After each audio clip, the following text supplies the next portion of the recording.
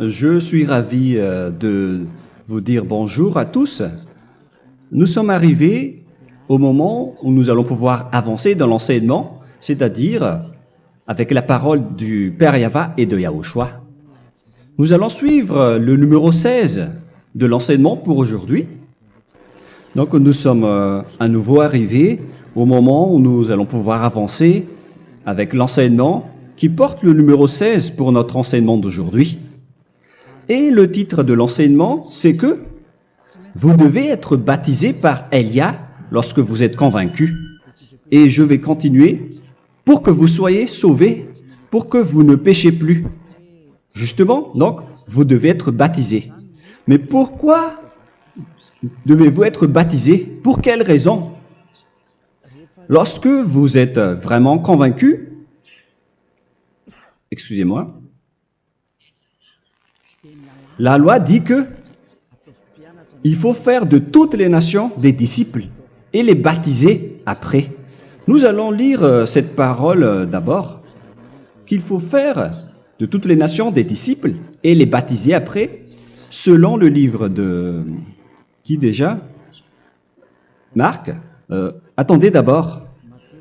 Non, c'est Matthieu 28.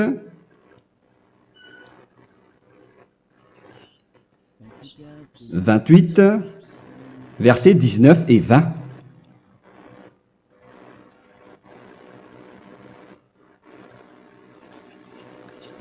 Matthieu 28, 19, 20.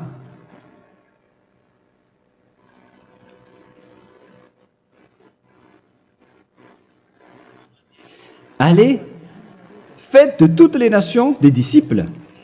Ici donc, il faut faire toutes les nations des disciples. Les baptisons au nom du Père, du Fils et du Saint-Esprit. Donc, à la fois, il faut les enseigner à observer tout ce que je vous ai prescrit. Donc, en enseignant une personne, c'est comme ce que Elia fait en ce moment. Après, donc, il faut baptiser cette personne qui est convaincue par l'enseignement. Donc, on ne doit pas baptiser une personne qui n'a jamais entendu cet enseignement. Voilà la première loi. Ce n'est pas logique de baptiser une personne qui ne connaisse rien de l'enseignement. Et après le baptême, l'enseignement continue encore, comme ce que Elia fait en ce moment. Il enseigne toujours, même les personnes baptisées. Donc, on continue toujours à enseigner. Mais le baptême est donc une loi, tout d'abord. Donc, une fois convaincu, vous devez être baptisé. Moi, je ne vais plus parler du sujet d'enseignement que vous connaissez déjà, parce que vous êtes déjà convaincu. Donc, si vous voulez être nettoyé, lavé de vos péchés, pour que vous ne péchez plus dans ce saint royaume où il y a Elia, alors vous devez être baptisé, car c'est une loi selon l'Acte des Apôtres 22:16. Pourquoi tardes-tu? Lève-toi, appelle son nom et sois baptisé. C'est dans Actes des Apôtres, chapitre 22, verset 16. Actes des Apôtres 22:16. Nous allons lire ensemble cette parole. Et maintenant, que tardes-tu?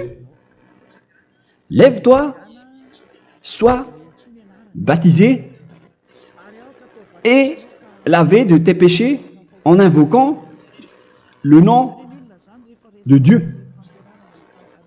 Donc, une fois que une personne est convaincue de cet enseignement, comme vous qui m'écoutez en ce moment, la loi pour vous, c'est que vous devez invoquer son nom. C'est-à-dire que le nom est important pour répondre aux personnes qui disent que ce n'est pas le cas, en disant que si vous croyez, c'est suffisant. Sachez que c'est un enseignement du diable pour ceux qui disent cela. Au contraire, il faut invoquer son nom, car c'est celui qui invoque le nom de Yahva qui sera sauvé. On vous a déjà enseigné cela. Donc, il faut que vous vous levez. Il faut invoquer son nom. Il ne faut plus attendre. Vous ne devez plus attendre ni hésiter. La loi vous dit, levez-vous. On vous dit aujourd'hui, on vous ordonne aujourd'hui de vous lever. N'hésitez plus. Et après, vous devez invoquer son nom en vous rapprochant du royaume de Yahushua, de l'église de Yahushua, d'appeler tous les responsables au téléphone, même pas au téléphone. Il faut directement assister à l'assemblée de Yahushua dans cet endroit, car il faut que tu te lèves et sois baptisé en invoquant son nom. Et c'est ici, à l'église de Yahushua, que vous devez invoquer son nom. Alors, c'est une loi, vous ne devez plus rester dans votre maison et il faut nous rejoindre maintenant. Soyez baptisés en Yahushua et non pas en Jésus, car les baptêmes que vous avez faits auparavant n'est pas le baptême en Yahushua. Donc, votre baptême n'est pas valable, n'existe pas du tout. Et votre baptême, au contraire, il est pire lorsque vous l'avez fait avec des autres dieux comme Jésus, car vous allez le revêtir jusqu'à votre mort. Car selon Galates 3, 27, vous revêtez le Dieu à qui vous êtes baptisé. Comme par exemple, si vous êtes baptisé en Yahushua, vous revêtez en Yahushua. Mais les fidèles de Jésus, ils revêtent Jésus.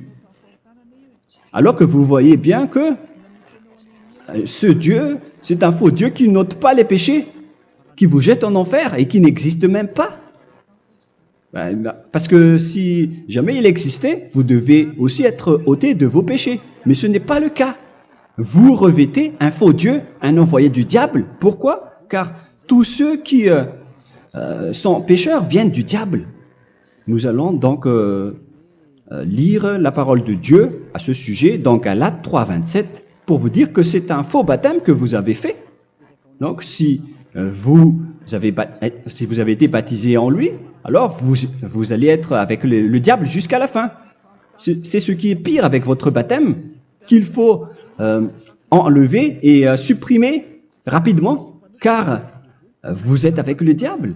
Les pécheurs viennent du diable, et ce faux Dieu, il vous rend toujours pécheur, jusqu'à maintenant.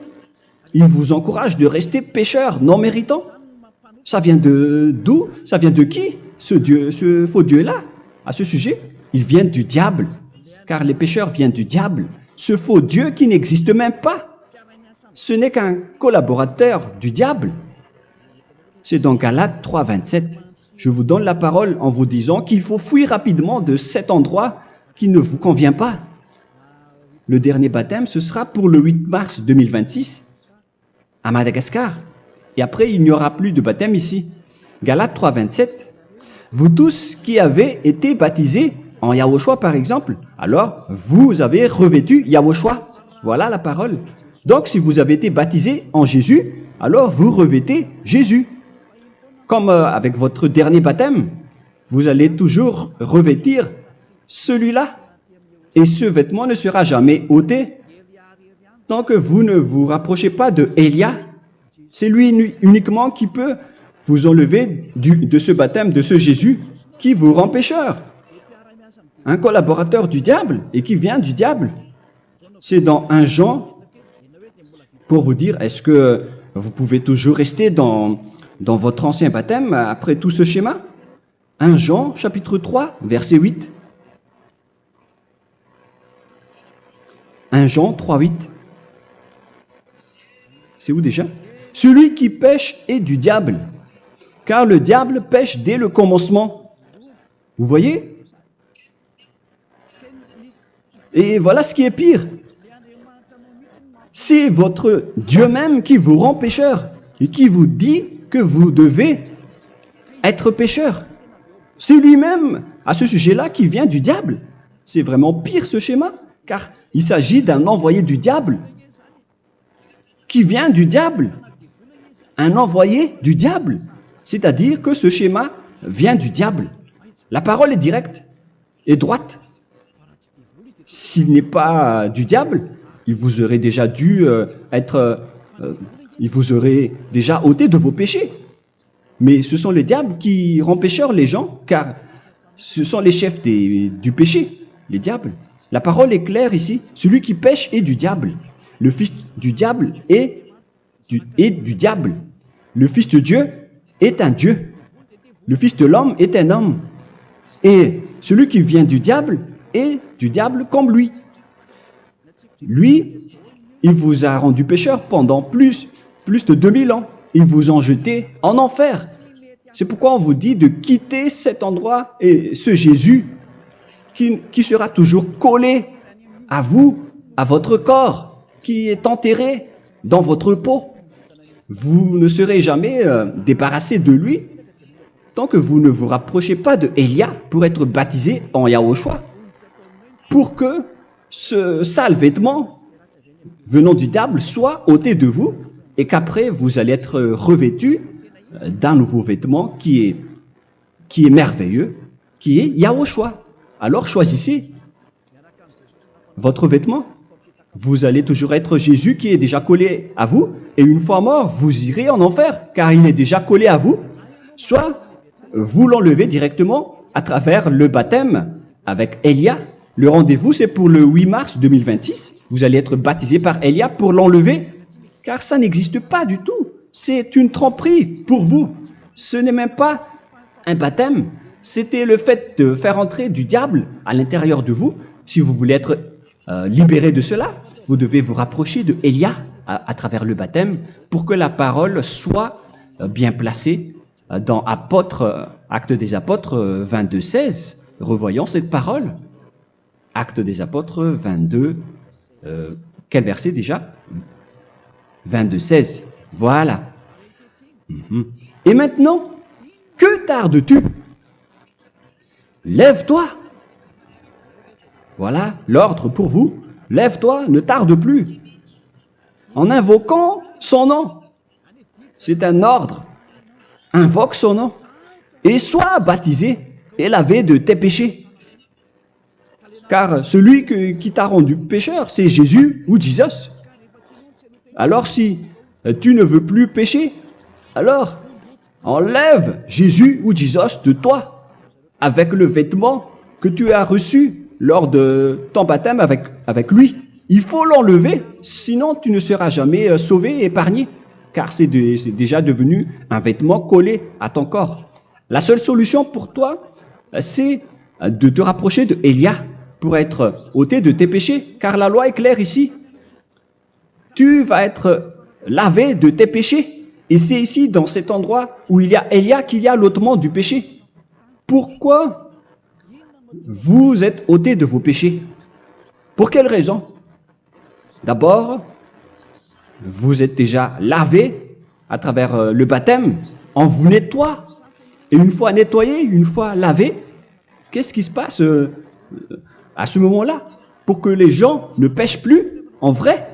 Car toutes les personnes qui sont baptisées en Yahushua revêtent Yahushua. Vous êtes mariés à Yahushua. Et c'est à travers ce baptême, après votre baptême, c'est à partir de là, après avoir suivi toutes ces lois, car le baptême c'est une loi. Lorsque vous êtes convaincu, après avoir écouté l'enseignement, vous décidez de quitter le faux Dieu qui vous rend pécheur. Alors, vous êtes baptisé, vous allez revêtir Yahushua pour quitter le faux Dieu qui vous rend pécheur. Donc, après le baptême en Yahushua, vous revêtez Yahushua, vous avez été lavé, vous êtes bien propre et pur, vous êtes sorti comme une personne originale qui est merveilleux, très merveilleux devant le Dieu d'Abraham. Vous êtes complètement purifié jusqu'à votre fond de conscience à travers ce baptême venant du sang de Yahushua qui vous nettoie jusqu'au fond de toutes vos pensées, car le baptême marque la mort de Yahushua. Yahushua est mort pour vous verser son sang pour vous. Tout cela confirme votre relation avec Yahushua, car le baptême vous dit que vous êtes mort ensemble avec Yahushua et vous êtes ressuscité ensemble avec Yahushua. Vous avez été enterré avec lui et vous avez été ressuscité avec lui dans la vie éternelle. Voilà la vie avec Yahushua et le baptême avec Yahushua. C'est pour montrer la bonté de Yahushua pour chacun de vous concernant cette merveille. Voilà le baptême, c'est la mort avec Yahushua. C'est pourquoi je vous ai dit, en même temps, c'est la mort pour vous. Et c'est aussi votre purification. C'est dans Romains, chapitre 6, verset 4. Nous avons donc été ensevelis avec lui par le baptême en sa mort, afin que, comme Yahushua est ressuscité des morts par la gloire du Père, de même, nous aussi, nous marchions en nouveauté de vie. Donc, on était morts avec Yahushua à travers le baptême, et c'est après aussi que nous avons été ressuscités vers la nouvelle vie. Verset 5.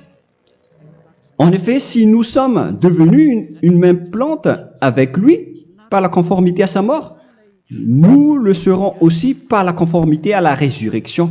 Nous voyons bien ici que nous étions morts ensemble avec Yahushua à travers le baptême. Nous étions morts ensemble avec lui. C'est clair ici. On parle ici du sujet du baptême. Nous avons donc été ensevelis avec lui par le baptême en sa mort, mais pas avec autre chose. C'est clair alors à travers cette parole que c'est à travers ce baptême que nous allons avoir la même geste que Yahushua. Donc si vous voulez être ôté de vos péchés, vous devez entrer dans le baptême. Et une fois baptisé, la personne est intégrée directement au ciel des cieux. Mais il y a des étapes à suivre avant d'arriver là-bas, hein, ce que je suis en train de vous enseigner en ce moment, car l'objectif du baptême, avec la mort et la résurrection, et l'enterrement, après la fin de votre chemin, c'est le ciel des cieux. Et on parle de vous en tant que vivant. C'est dans Éphésiens chapitre 2, verset 6. Éphésiens 2, 6. Et il nous a ressuscités ensemble, c'est-à-dire ressuscités avec Yahushua après le baptême, et nous a fait asseoir ensemble dans les lieux célestes en Yahushua, c'est-à-dire au ciel des cieux. Voilà donc les avantages des personnes baptisées en Yahushua, ceux qui ne pêchent plus. Et l'objectif, les excuses, l'objectif, c'est d'accomplir la parole de Yahushua qui a dit « Ne péchez plus ». C'est ça l'objectif du baptême. Le baptême, c'est que vous n'allez plus jamais pécher. Selon la parole de Yahushua, qui se trouve où déjà? C'est dans Jean chapitre 8, verset 11. Jean 8, 11. Excusez-moi. Elle répondit, « Non, Seigneur. » Et Yahushua lui dit, « Je ne te condamne pas non plus. Va et désormais ne pêche plus. » Donc l'objectif de votre mort et de votre résurrection avec Yahushua, c'est d'arriver dans cet endroit où vous ne péchez plus. C'est la loi de Yahushua, la loi de la perfection que vous devez suivre. La finalité, c'est que vous ne devez plus pécher. C'est une loi incontestable, car c'est la justice en Yahushua. Il ne faut plus jamais pécher. Et c'est vraiment la vérité. Et il a même confirmé cette parole 2 fois, à 2 reprises, selon aussi Jean 5, 14, que nous allons lire également. Il a répété cette parole 2 fois. Depuis, Yahushua le trouva dans le temple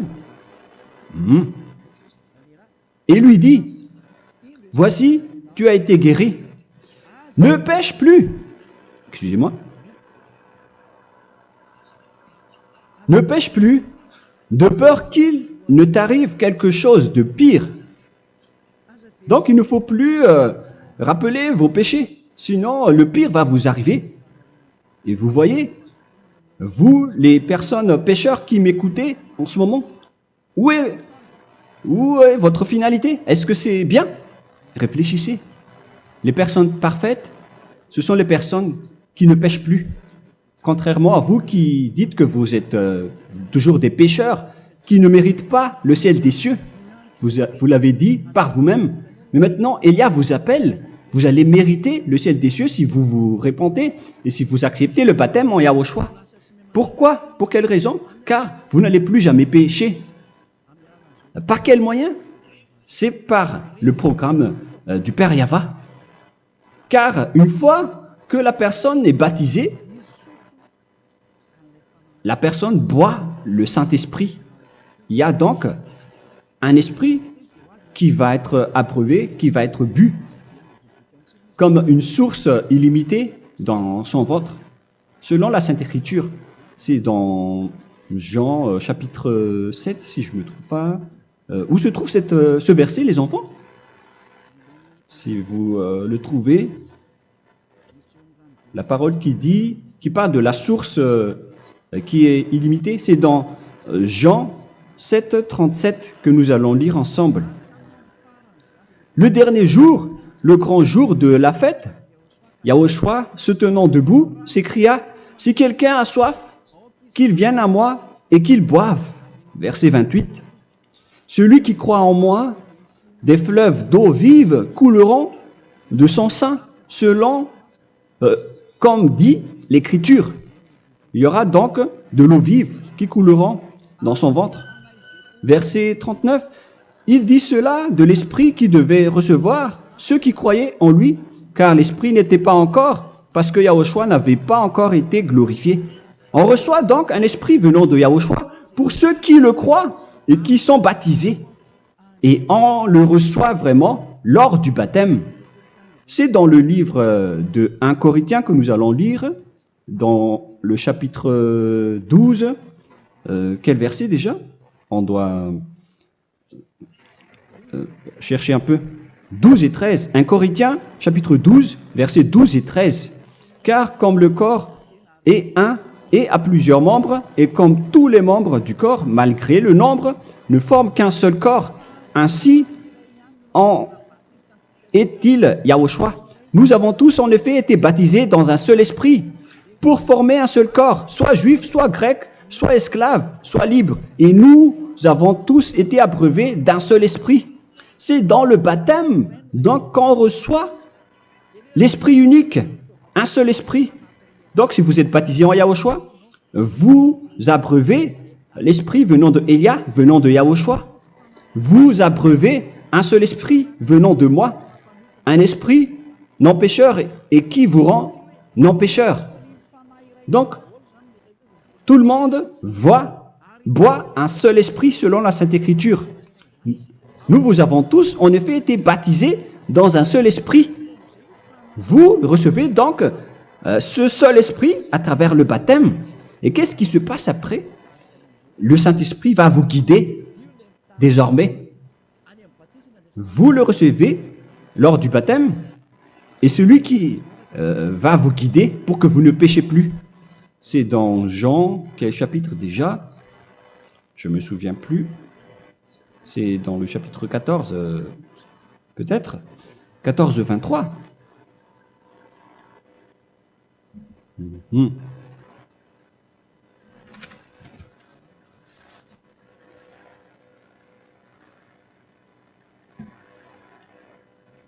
Où il est passé déjà? La parole qui parle de l'esprit qui nous guide. Mais je ne me souviens plus lorsqu'on en a besoin. Où est cette parole, les enfants? Où se trouve cette parole? Oui, c'est 14, 26. Jean chapitre 14, verset 26. Mais le consolateur, l'Esprit Saint, que le Père enverra en mon nom, vous enseignera toutes choses et vous rappellera tout ce que je vous ai dit. La parole de Dieu précise bien ici que le Saint-Esprit, qui est le consolateur, à la fois donc il est consolateur, il est envoyé par le Père en mon nom, il vous enseignera toutes choses et vous rappellera tout ce que je vous ai dit.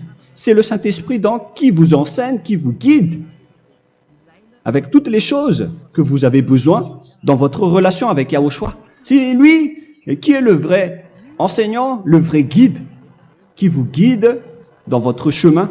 C'est dans Jean 16, 13, peut-être. C'est dans Jean 16, 13 que nous allons lire ensemble.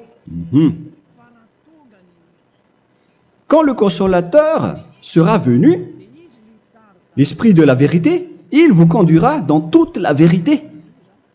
Il vous conduit, il vous guide, il vous enseigne en même temps. Et à quel moment vous allez faire du mal à ce moment-là?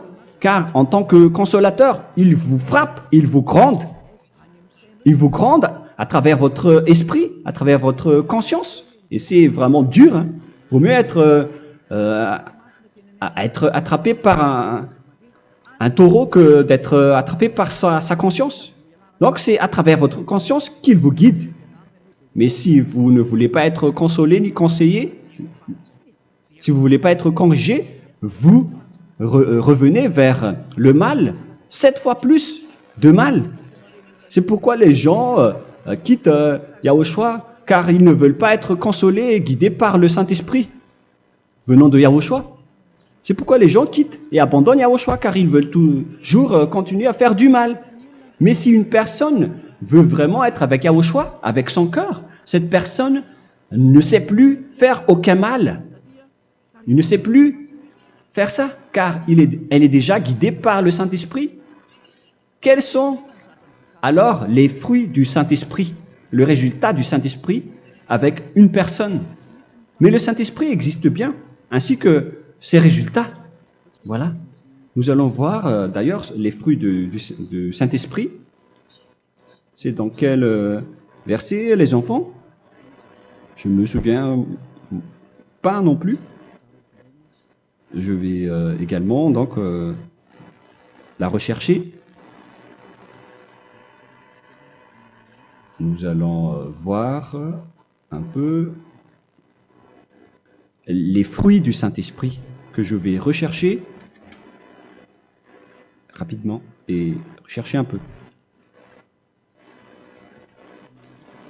Celui ou celle qui le voit en premier, vous me le dites directement la réponse.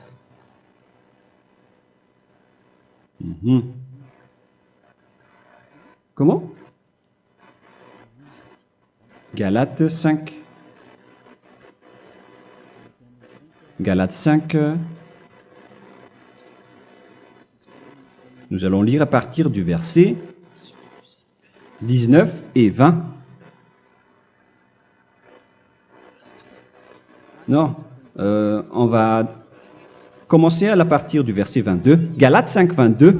Mais le fruit de l'esprit, c'est l'amour, la joie, la paix, la patience, la bonté, la bénignité, la fidélité.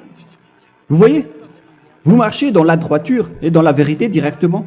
La douceur, la tempérance, la loi n'est pas contre ces choses. Vous voyez? Les gens ne vont plus dans le mauvais sens. Mais les gens qui n'ont pas le Saint-Esprit, voilà ce qu'ils font. Dans le verset 19 et 20. Or, les œuvres de la chair sont manifestes avec les personnes qui n'ont pas le Saint-Esprit, qui sont guidées par la chair. Ce sont l'impudicité, l'impureté, la dissolution, l'idolâtrie. Vous avez tous fait cela. La magie, les inimités, les querelles, les jalousies, les animosités, les disputes, les divisions, les sectes. Verset 21, l'envie, l'ivrognerie, vous qui êtes ivrognes, qui fréquentez les boîtes de nuit, qui dites toutes sortes de gros mots, les excès de table. Et cette parole vous convient, vous concerne même, vous qui m'écoutez en ce moment. Et je vous dis, comme je vous ai déjà dit autrement, celui qui fait cela n'héritera pas le royaume de Dieu, c'est-à-dire vous n'entrerez pas au ciel des cieux. C'est valable pour vous les pécheurs. Vous pouvez vous mesurer par vous-même, vous qui êtes avec Jésus ou Allah. La parole est claire pour vous, vous n'irez jamais au ciel des cieux. La question qui se pose, où est alors votre espoir, vous qui allez prier?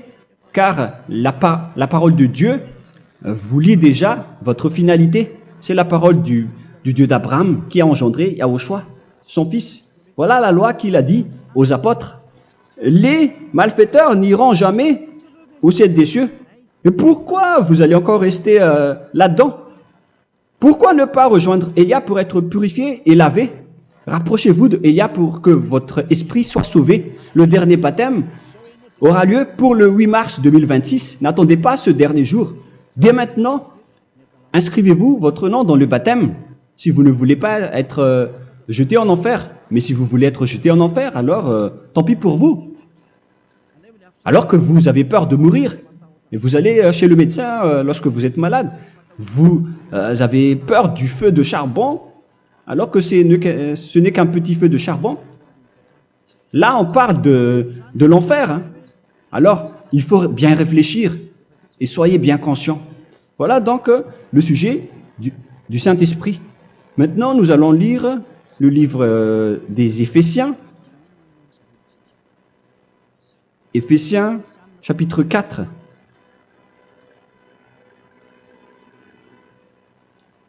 À partir de quel verset?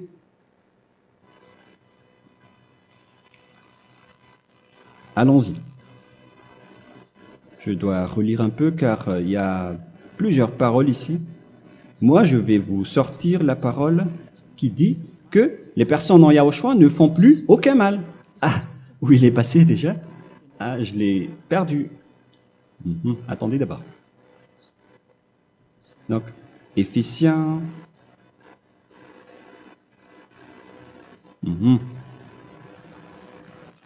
C'est dans le chapitre 5, on dirait. Et nous allons voir tranquillement. Mais nous allons voir dans Galates 5,16 d'abord. Je dis donc, marchez selon l'esprit et vous n'accomplirez plus les désirs de la chair. C'est-à-dire donc que vous devez être baptisé, car sans le baptême, vous n'aurez jamais le Saint-Esprit. Verset 17. Car la chair a des désirs contraires à ceux de l'esprit, et l'esprit en a des contraires à ceux de la chair. Ils sont opposés entre eux, afin que vous ne fassiez point ce que vous voudriez. L'esprit et la chair s'opposent toujours. Alors il faut suivre l'esprit maintenant pour aller au ciel des cieux. Et voilà donc la suite de la parole. Éphésiens 4:21.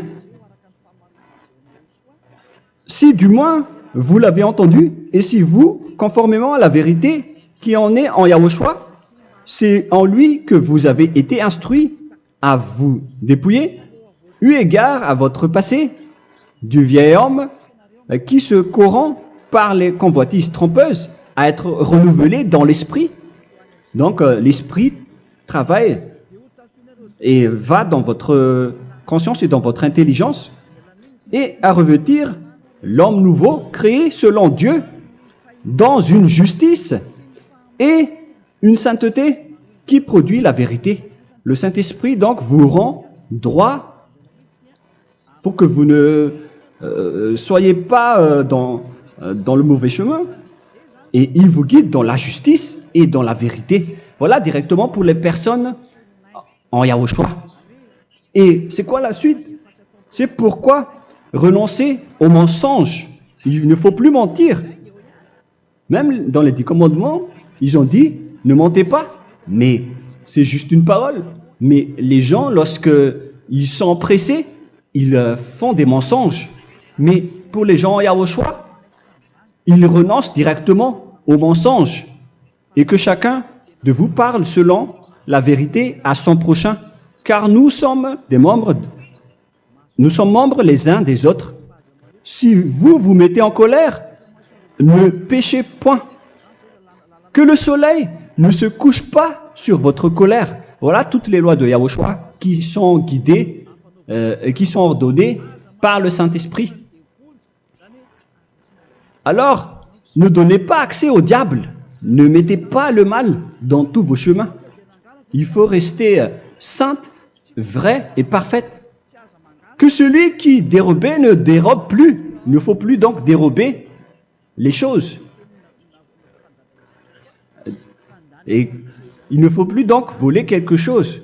Mais quelle est la parole du Père Yahweh et de Yahushua? Mais plutôt qu'il travaille en faisant de ses mains ce qui est bien pour avoir de quoi donner à celui qui est dans le besoin. Qu'il ne sorte de votre bouche aucune parole mauvaise, mais s'il y a lieu, quelques bonnes paroles qui servent à l'édification et communiquent une grâce à ceux qui l'étendent. N'attristez pas le Saint-Esprit de Dieu par laquelle vous devez être scellés pour le jour de la rédemption. Il faut toujours laisser le Saint-Esprit vous guider, ne l'attristez pas, sinon vous n'allez pas avoir la selle. À la fin des temps, à l'époque de Gog, on va vous donner le Saint-Esprit pour que vous soyez scellés.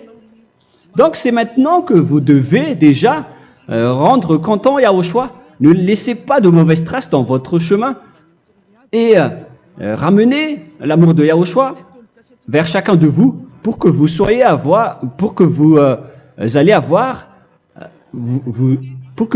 seriez scellés pour avoir le Saint-Esprit que vous avez vraiment besoin pour le dernier combat dans les fins des temps. Que toute amertume et toute animosité, toute colère, toute clameur, toute calomnie, il ne faut pas retenir et garder la colère. Toute calmeur, toute calomnie et toute espèce de méchanceté, tout ce qui est rancune, ni rancœur. Il faut arrêter tout cela. Mais c'est différent de gronder une personne. On parle ici des personnes qui est en colère sans raison. Mais lorsque vous grondez, vous n'allez pas dire à votre enfant « Mon enfant, ne faites pas ceci, ne faites pas cela ». Au contraire, si vous faites cela, votre enfant va danser devant vous. Donc, voilà ce que je veux vous dire. Il faut que vous enlevez toute calomnie et toute espèce de méchanceté. Voilà donc les lois de Yahushua qui sont sorties à travers le Saint-Esprit. Moi, je vous donne des échantillons, mais ce n'est pas au complet. Hein.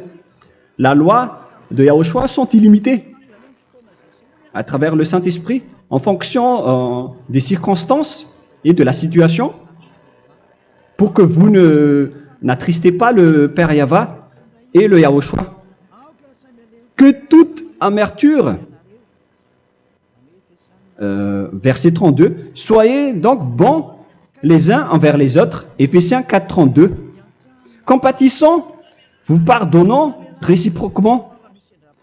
Donc, il faut que vous pardonnez votre ami si jamais il y a eu un petit problème. Laissez ça de côté. Il faut que vous vous pardonnez, mais il ne faut pas que vous allez recommettre des péchés après. Hein. En Yahushua, lorsque vous vous pardonnez, après il n'y a aucune rancune, comme lorsque Yahushua vous a pardonné. Mais ce n'est pas que vous allez encore revenir dans le péché. Non, non, non. C'est dans Hébreux 10, 26 qui parle des péchés volontaires. Hébreux.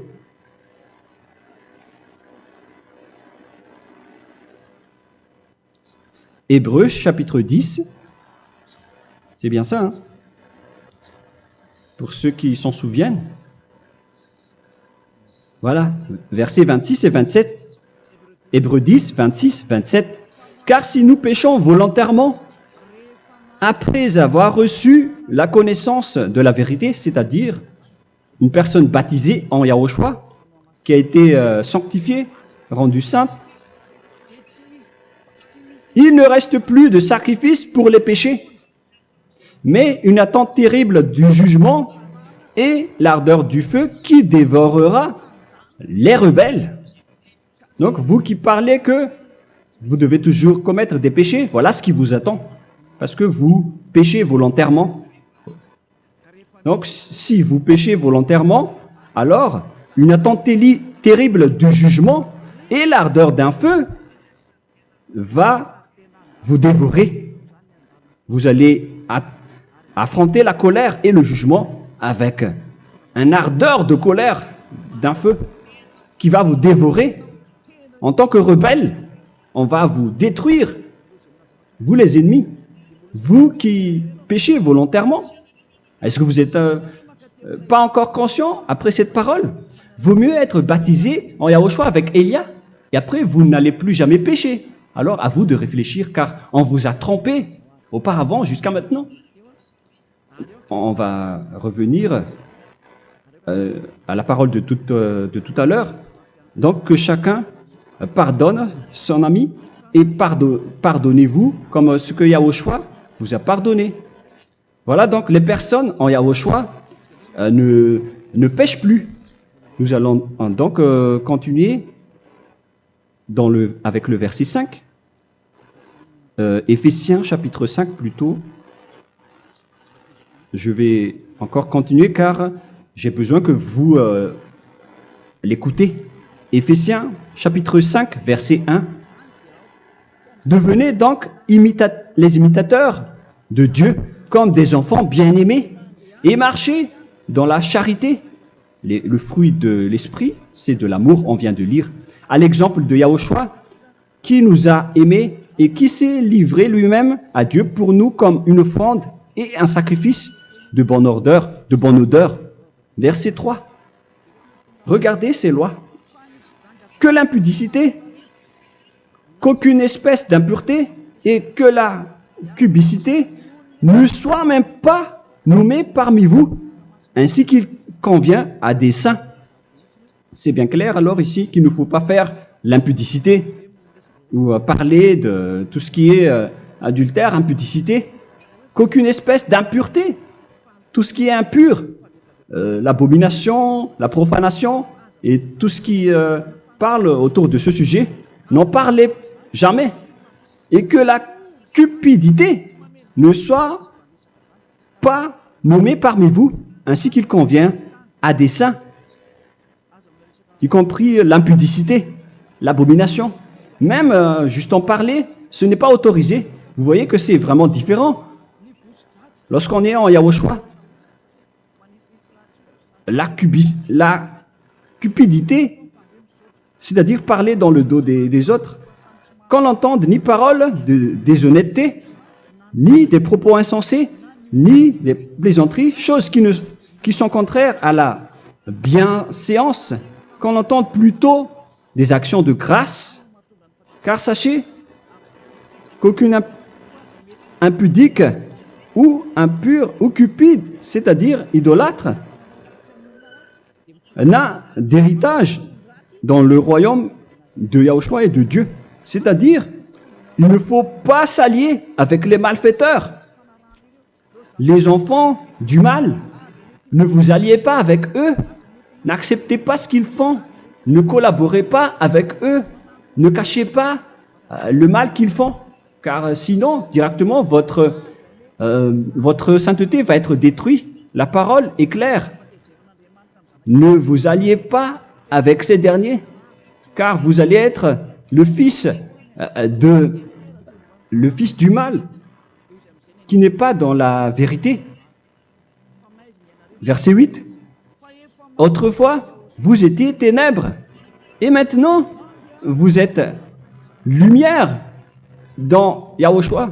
Marchez comme des enfants de lumière, car le fruit de la lumière consiste en toutes sortes de bonté, de justice et de vérité. Voilà, lorsqu'on est avec le Saint-Esprit, on est toujours dans la lumière, dans la bonté et dans la justice. Il faut que vous pensiez à la volonté de Yahushua, à ce qui est agréable à Yahushua. Verset 11. Et ne prenez point part aux œuvres infructueuses des ténèbres, mais plutôt condamnez-les. Ne faites pas l'alliance avec le diable. Ne faites pas l'amitié du diable. Ne faites pas des complots ou des compromis avec le mal pour les cacher. Alors, il faut plutôt les condamner, car il est honteux de dire qu'ils font en secret. Mais tout ce qui est condamné est manifesté par la lumière, car tout ce qui est manifesté est lumière. C'est pourquoi il y a la comparaison dans le Nouveau Testament pour dire, il faut que vous réveillez de votre sommeil pour que Yahushua vous illumine. Verset 14. C'est pour cela qu'il est dit, réveille-toi, toi qui dors, relève-toi d'entre les morts. Prenez donc garde de vous conduire avec circonspection. Si vous suivez donc le Saint-Esprit, vous ne faites plus aucun mal. Alors, il faut en profiter de faire du bien. Ne faites plus le fou. Et connaissez la volonté de Yahushua. Ne vous envrez pas de vin. Ce n'est plus bien de faire cela. C'est de la débauche. Soyez au contraire l'empris de l'esprit. Entraînez-vous par des psaumes et des hymnes et par des cantiques spirituels, chantant et célébrant tout votre cœur les louanges de Yahushua. Rendez continuellement grâce à toutes choses à Dieu Père au nom de notre Seigneur Yahushua. Voilà, c'est suffisant. Je viens de vous donner les lois de la Nouvelle Alliance qui n'est pas du tout associée aux 10 commandements. Ça n'a rien à voir avec les 10 commandements. Si vous avez bien écouté, j'ai dit des choses complètement différentes qui ne se trouvent pas dans les 10 commandements. Notamment le baptême, ça n'existe pas là-bas. Et donc, c'est après le baptême que vous allez abreuver le Saint-Esprit et après vous n'allez plus faire aucun mal. Nous remercions infiniment Yahushua à travers cette parole. Je suis sûr que vous êtes contents pour aller dans cet endroit où personne ne pêche plus. Alors approchez-vous de Élia, qui est l'envoyé du Père Yahva et de Yahushua. Une fois que vous suivez Élia, vous n'allez plus jamais pécher, car vous allez être avec Yahushua. C'est seulement dans ce saint royaume où il y a Ziadia Elia qu'il y a des personnes qui ne pêchent plus sur cette planète Terre. Mais les autres ne sont que des pécheurs et il y a même des voleurs et des imposteurs. Je vous souhaite le meilleur pour que vous allez inscrire votre nom dans le baptême. Inscrivez votre nom car le temps presse, le moment est proche. Il ne reste plus que environ 170 jours. Bientôt, nous allons entrer dans les 160 derniers jours, et après 150, et après 100. Il ne restera plus que 100 jours. Alors, faites le maximum d'efforts. N'attendez pas le dernier moment pour inscrire votre nom. Parce que si vous mourrez avant, qu'est-ce qui va vous arriver? Vous ne savez rien de ce qui va vous arriver avec votre esprit. C'est le diable qui vous encourage à faire du mal. Il ne veut pas que votre esprit soit sauvé, mais moi je vous dis, sauvez votre âme, n'acceptez plus. Suivez Yahushua à travers Élia qu'il a envoyé parmi vous. On m'a envoyé pour vous sauver. Alors, rapprochez-vous de lui maintenant. N'ayez plus peur de personne. Sauvez votre esprit, car les humains sont comme vous. Ils ne vous sauvent pas, ils ne peuvent pas vous sauver. Mais sachez que votre esprit va être jugé. Et sachez aussi que vous ne pouvez pas vous battre avec le Dieu d'Abraham. Alors sauvez votre esprit, rapprochez-vous de Élia, nous irons en Yahushua, car c'est à travers moi que vous pouvez l'approcher. Prions ensemble. Merci infiniment Père Yahva pour toutes ces paroles. C'est vraiment du salut, de la miséricorde et de la vie éternelle. Faites en sorte que les gens connaissent cette vraie parole que je suis en train de leur donner, car c'est de l'amour et c'est du salut pour eux. Sauve-les, Père Yahva, pour qu'ils soient conscients de la vérité. Ce qu'ils ont fait auparavant ne sont pas du tout vrais. Voilà le vrai salut pour eux. Père Yahva, tu es le Dieu de toutes les choses. Tu es le Dieu du ciel des cieux. Tu es le Dieu de Yahushua. Tu es le Dieu de Ziadia Elia.